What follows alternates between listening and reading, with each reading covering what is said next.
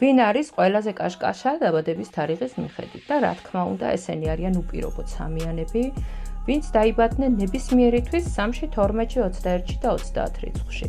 საერთოდ ეს არის მსახიობების სცენის ენერგია და ასეთი პიროვნებები ზუსტად ამ სამყაროში არიან იმისთვის, რომ განვითარდნენ სცენაზე. ისინი ძალიან ძლიერები არიან მოდის ინდუსტრიაში, ძალიან დიდ წარმატებას აღწევენ როგორც მსახიობები, სოციალური მედიის საშუალებით, ყველაფერი რაც დაკავშირებულია ხელოვნებასთან და ესთეტიკასთან, სილამაზესთან, კრეატიულობასთან, მათ ძალიან დიდი ნიჭი გააჩნიათ ხელში.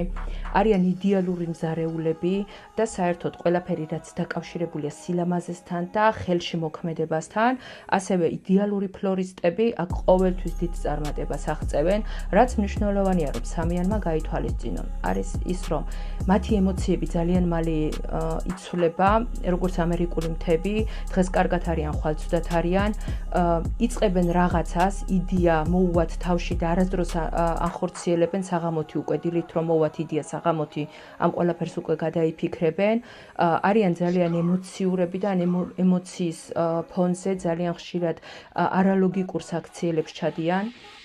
საერთოდ სამიანისთვის მნიშვნელოვანია, რომ შექმნან ოჯახი, ეს არის საერთოდ დედაშვილობის, ბავშვების ენერგია. ამ რიცხვებში დაბადებულებისთვის აუცილებელია კარგი ურთიერთობა იქონიონ მშობლებთან, რადგანაც მათი წარმატება ზუსტად განაპირობებს მათი მშობლებთან კარგი ურთიერთობა.